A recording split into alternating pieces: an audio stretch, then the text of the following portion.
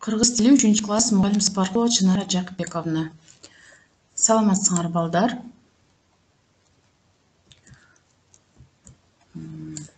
Бүгүнкү сабактын темасы менен таанышабыз балдар.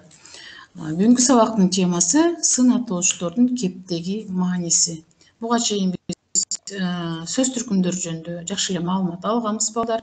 Сөз түркүмдөрү кепте канчалык деңгээлде мааниси бар экенин билгенбиз.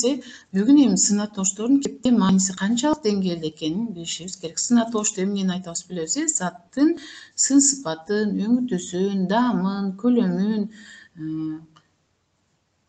көрсөтүп кандай деген суроого жооп берет. Анда эмесе азыр сын атоочтордун кептеги мааниси канчалык деңгээлде экендигин текст аркылуу билебиз. Биринчи бирок бүгүнкү сабактын максаты менен таанышып алайык балдар. Бүгүнкү сабактын максаты сөз түркүмдөрү сүйлөмдүн ичинде канчалык маанилүү экенин билебиз. Мен бул боюнча да азыр айтып кеттим силерге. Кыргыз тилинде кандай сөз түркүмдөрү бар? Силер азыркы учурда биле турган эң негизги сөз түркүмдөрү булар: зататоч, сынаточ, санаточ, этиш. Буларды биз сөз түрдө билиш керек. Эгерде биз бул сөз түркүмдөрдү жакшы билсек, биз анда сүйлөмдөрдү орду менен жакшы түзө алабыз балдар. Экинчи, тексттин ичинен сынаточ сөздөрдү таба алабыз. Сөз түрдө биз текст окуйбузбу, сүйлөм түзөбүзбү? Ар бир сөз түркүмүн эмне кылышыбыз керек? Билишибиз керек. Текст менен иштөө аркылуу өткөн теманы кайталабыз. Бүгүн тест жумушу болот бизде. Анткени теманы аяктап атабыз. Ошол себептен эмне кылышыбыз керек? Жалпы кайталоо жасашыбыз керек балдар. Анда эмесе бүгүнкү сабакка көңүл бургула. Азыр мен силерге өткөн сабакта мен Чыңгыз Айтматовдун жанагы бөжөңдөгөн бөжөгүм деген өзүнүн бир башынан өткөн окуя боюнча окуп берген болчумун. Эгерде башында текст боюнча жалпы маалымат берип кете турган болсом, балдар, өткөн текстте биз өзүнүн жанагы атын минип алып, Маймак станциясын көздөй почтанын кагаздарын алып кетип бараткан кезде ээн талаада эмне кылат? Мен кадимки бир кичинекей баланын ыйлаган үнүн уктум дейт. Анан ыйлаган үнүн угуп эле аттан түшө калып, бул бала ээн талаада бул бала кайдан ыйлап атат деп бир чоң жолдун изи менен эмне ошол ыйлаган үндү көздөй басып бардым деген эмне берилген болчу бизге. Ошол текст боюнча ушундай берилген. Азыр текстти аягына чейин окуйбуз. Анан кийин эми тексттен ушул жерден силер сөз түрдө текстте эмнени көңүл бургула? Бүгүн сын атоочтун мааниси сүйлөмдө, текстте, жалпы эле сөз түркүмдөрү кандай мааниге ээ экен? Эгерде алар сүйлөмдө жок болуп калса, эгер текстте жок болуп калса, кандай түзүлүп калат текст? Ушуга көңүл бурабыз, балдар. Анда текстти жакшылап уккула. Жөн укпастан анын тарбиялык маанисине көңүл бургула. Анан сын атооч канчалык деңгээлде маанилүү экенин көңүл бурабыз. Дал маңдайымда упузун жоон жылан кичинекей коёндун бөжөгүн муунтуп аткан экен. Жыландар адатта өз жемин дем чыгарбай муунтуп туруп, анан жешет эмеспи? Бөжөк байкуш жан алакетке түшүп, бар үнү менен чыйылдап, тырмалаңдап, тигил заардуу душманынан эптеп бошонууга тырмышат. Кана эми биринчи абзацка бургулачы балдар. Дал маңдайында упузун жоон жылан кичинекей коёндун бөжөгүн муунтуп аткан экен. Бул жерде сын атоочтун маанисине көңүл бурсаңар балдар, каерде сын атооч сөздөр бар? Сын атооч сөз түркүмүн табыш үчүн биз кандай деген суроону беребиз. Кандай? Упузун. Кандай? Жоон. Кандай? Кичинекей. Эми ушул сөздөрдү биз тексттен алып коюп окуп көрөйүкчү. Дал маңдайында жылан коёндун бөжөгүн муунтуп аткан экен. Сүйлөм түзүлдү. Бирок кандай жылан муунтуп аткандыгын биз эмне аркылуу бердик? Сын атооч сөздөр аркылуу бердик. Упузун. Сүрөттөн карагыла. Упузун. Жоон жылан. Көрүң, коёндун бөжөгүн кандай? Бул жерде көрүңөрбү? Тексттин биринчи сүйлөмүндө толук түрдө эмне берди силерге? маалымат берди кандай жылан экен. Биз кызыгып калышыбыз мүмкүн да. Коёндун бөжөгүн кандай жылан муунтуу экен, кичинекейби, чоңбу деп ошол себептен бизге сүйлөм түзүүдө, текст жазууда сына тогуштун мааниси сүйлөмдө аябагандай орду чоң экен. Анан кийин карагыла, жыландар адатта өз жемин дем чыгарбай муунтуп туруп анан жешет эмеспи? Бул жерде карагыла, бул жерде жыландар, эмнелер жыландар адатта өз жемин дем чыгарбай муунтуп жешет деп койсок, ким муунтуп атканын билбейбиз да. Бул жерде жыландар деп сата тогуштукка басым коюп жатат. Бөжөк байкуш жана элекке түшүп, бар үнү менен чыйылдап, тырмалаңдап, тигил заардуу душманынан эптеп бошонууга тырмышат. Карагыла. Эмне? Бөжөк. Кандай бөжөк? Кичинекей бөжөк.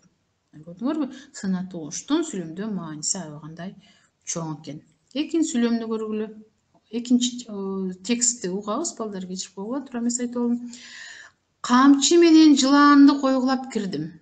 Жылаан айбыгып, коёнду кысып аткан денесинен бошотуп, калың чөптүн арасынан ирелеңдеп шып этип кирип кетти. Коенек болсо калтырап, титиреп, коркконунан же ары же бери жыла албай башыма байкушка аябай боорум ооруду. Колума абайлап алып, боорума кысып, бөжөңдөгөн бөжөктүн ушунчалык бир жагымдуу майын жүнүнөн сылагыладым. Бул жерде да карагыла, бала эмне кылды? Бала жылаандан коёндун бөжөгүн куткарып алды. Карачы, кандай корккондугун эмне аркылуу берилип атат? Сына тогучтур калтырап, титиреп, коенек болсо кантип, эмне болуп, кандай болду? Ошо аңлап калдым, сына тогуч менен берди. Бала эмне кылды? Жылаандан эмне кылды? Бөжөктү, коёндун бөжөгүн бошотту. Жол бою коёндун сулуу, назик, кичине баласын этияттап, сылагылап, бул окуяны үйдөгүлөргө айтып береринди ойлоп, кыялданып келдим. Чынында таң калыштуу болду да, жылаан аны жутуп кое жаздабадыбы? Мен болсо аны ошондой өлүмдөн куткарып калдым. Көрдүңөрбү? Бул жерде силер дагы башка адамдарга кандай жардам көрсөтө алдык экен? Бул текстти окугандан кийин өзүңөр да ойлонгула, балдар. Мен кимге жардам көрсөтө алдым? Мен кимге пайдам тийди? Мен ушундай кылып жан-жаныбарларга камкордук көрсөтө алдымбы деген ой ар бириңерде болуш керек, балдар. Бул Чыңгыз Айтматовдун кичинекей балалык кезиндеги өзүнүн башынан өткөн окуясы болду, балдар. Карагыла эми мына бала, анын аты коёндун кичинекей баласы Бөжөк. Окуя кайсыл жерде болду? Окуя Эн талаада болду. Бул Маймак станциясына почта алып бараткан жерде болду. Каармандар, канча каармандар болду бул жерде? Бала, ат, бөжөк, коёндун баласы, жылаан, 4 каармандан турган текст болду. Окуя болгон жер Эн тала. Бул жерде окуя дегенде дагы түшүнүшүңөр керек. Окуя жылаан менен бөжөктүн кармашуусу деп айта албайбыз. Жылаандын бөжөктүн жеши болот, Бул ошо Маймак станциясы, бул Талас областында жайгашкан станция. Таластын ошо Маймак станцияга кетип аткан жерде окуя болгон. Окуя болгон мезгил, карагыла, окуя болгон мезгил жай мезгил, көк чөп. Бул боюнча жалпы маалымат алдык, балдар. Эми мынакей, балдар, көңүл бургула. Сына тогуч сөздөр оюбуздун так, түшүнүктүү болушуна жардам берет. Мындай сөздөрдү туура колдонсок, кебибиз элестүү жана укуктуу болот. Мына салыштыргыла. Кышында кар жайт. Бул жерде сына тогуч сөздү колдонулган жок. Сына тогуч сөз жок, кышында кар жайт. Эми бул жерден карагыла. Кышында аппак кар жайт. Сына тогуч кайсы? Кандай кар? Аппак кар, көрдүңөрбү? Өзүбүздүн оюбузду так айта алдык. Аппак кар деп. Талаада гүлдөр өсөт. Бул жерде сына тогуч барбы? Бул жерде сына тогуч жок. Талаада жыттуу, түркүн түстүү гүлдөр өсөт. Мисалы талаада гүлдөр өсөт деп койсок, анын кандай экенин билиш үчүн эмнени колдонобуз биз? Сына тоошту жеттүү, төркүн төстүү гүлдөр өсөт деп сына тоош сөздү колдонобуз балдар. Түшүнүктүү болуш керек, Сына тоош деле жок сүйлөм түзсөк болот экен, бирок биз өзүбүздүн оюбузду так, жеткиликтүү, көрктүү кылыш үчүн эмне кылат экенбиз? Сына тоош сөздү колдонот экенбиз балдар. Түшүнүңөр болуш керек деп айтам. Ойлойм, түшүнсөңөр азаматсыңар балдар. Өз алдыңарча дагы эгерде сына тоош сөздү катыштырып сүйлөм түзөбүз десеңер, сүйлөм түзсөңөр болот. Бул жерде макалга көңүл бурабыз. Көз коркок, кол баатыр. Жакшы болмок аста-аста, жаман болмок бир паста. Өрт менен суу тилсиз жоо. Бул жерде бул макалдан силер мага сына тоош сөздү таап беришиңер керек балдар. Сына тоош сөз кайсы сөз? Жакшы болмок аста-аста. Кандай болмок? Жакшы болмок. Жаман болмок бир паста. Кандай болмок? Жаман болмок. Бул жерде сына тоош сөздөр жакшы болмок, жаман болмок деген сөздөр. Эми бул сүйлөмдү Чыңгыз Айтматовдун бир чыгармасынан үзүндү алынган. Бул жерден биз сына тоош сөздөрдүн алды чийилип турбайбы балдар? Иштептериңерге жазсаңар да болот. Көрктүү, көк кашка, казандай, сапсары, жапжашыл, жылаңач, назик деген сөздөр турат. Суроо берсеңер, булар эмне? Сына тооштун эмнеси? Суроосуна жооп берет. Кандай көрктүү, кандай көк кашка, кандай казандай, кандай сапсары жапжашыл, кандай жылаңач, кандай назик. Азыр ушул сөздөрдү башка сөздөр менен алмаштырсак болобу же алмаштырбай эле койгондорубуз оңбу деген суроо туулуп атат да. Силер дагы мен менен кошо иштептериңерге жазып атканда, эгерде башкача ушул көрктүү деген ордуна башка сөздү колдоном десеңер, туура келсе колдонсо болобу, болбойбу, ошол боюнча азыр сөз кетет. Ошол жылы күз өзгөчө көрктүү болду. Күркүрөөнүн суусу тартылып, көк кашка болуп тунган. Суунун астында бөгөлгөн казандай таштар таптакыр сыртка чыккан.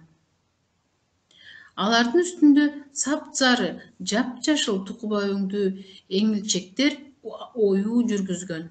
Бадалдын жылаңач чыбактары назик кызарып турат. Чыңгыз Айтматов. Карагыла эми, ошол жылы күз өзгөчө көрктүү болду. Ошол жылы күз өзгөчө кооз болду десек де болот, кереметтүү болду десек де болот. Сына тоош сөздөргө алмаштырсак болот экен. Күркүрөө суунун тартылып көк кашка болуп тунган. Тунук суусу деп айтсак болот. Суунун астында бөгөлгөн казандай таштар. Кандай таштар? Казандай дейт, башка сөзгө да алмаштырсак болот. Алардын үстүндө сапсары жапжашыл тукуба өңдүү эңилчектер оюу жүргүзгөн. Буларды биз өзгөртө албайбыз, эми сүйлөмдүн бул суунун астында бөгөлгөн казандай деген сөздү да орун алмаштыра албайбыз, анткени таптакыр башка маанидеги сөз болуп калат. Бул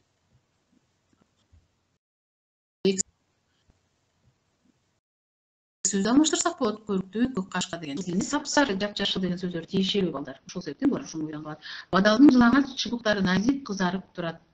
Бул сөздөрдө кандай чыбыктар? Жылаңач, кандай назик, буларды дагы орун алмаштырганга мүмкүн болбойт экен балдар. Көрдүңөр, сына тооштун сүйлөмдө уурду аябагандай мааниси чоң. Буну сөз түрдө көңүл бурушуңар керек балдар буга. Өз алдыңарча дагы сүйлөм түзүп көрсөңөр болот. Эгерде биз сына тоош жок сүйлөм түзсөк кандай болот экен? Эгерде ошол эле сүйлөмгө сына тоошту кошуп койсок, кандай сүйлөм түзүлөт экен деген деп өз алдыңарча сөз түрдө сүйлөм түзгүлө балдар. Мен силерди сүйлөм түзөт деп ишенемин. Андан ары эми бул сүрөткө көңүл бургула балдар. Жана окуябыз, бөжөңдөгөн бөжөгүм. Эми ушул жерден сына тоош сөздөр кандай сына тоош сөздөр бар? Сүйлөм түзгүлөдө сынатууш сөздөр тапкыч ушул сүрөттөн эле кандай сынатууш сөздөрдү таба алсак болот биз. Эгер сынатууш сөз таппай деле койсокпу же кереги деле жокпу бул жерге карагыла балдар.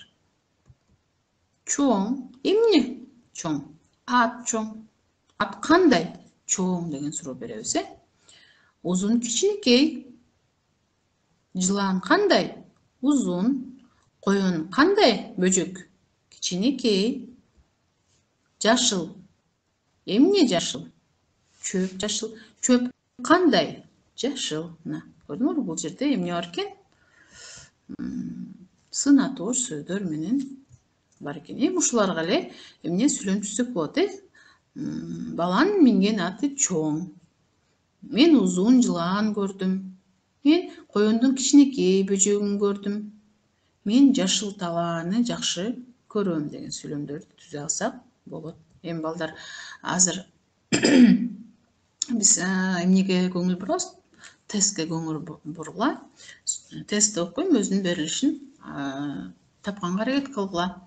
Кайсы жөндөмөнүн мүчөсү жок? Карагыла. Биз өткөндө жөндөмө мүчөлөрү боюнча маалымат алганбыз. Кайсы жөндөмөнүн мүчөсү жок балдар? Аточ, асы, бысы ийрек, высы барыш. Азаматсыңар, аточ жөндөмөнүн мүчөсү жок. Ким, эмне деген гана суроо беребиз. Экинчи, жатыш жөндөмөнүн суроосун тапкыла. А. Кимге, Б. Кимден, В. Кимде. Кайсы болот балдар? Жатыштыкы. Барыш кимге? Мисалы, барыш Асанга, Б. Кимден? Асандан, В. Кимде? Асанда.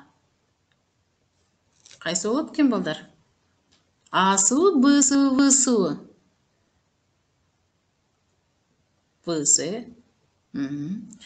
Чыгыш жөндөмөнүн мүчөсү кайсы?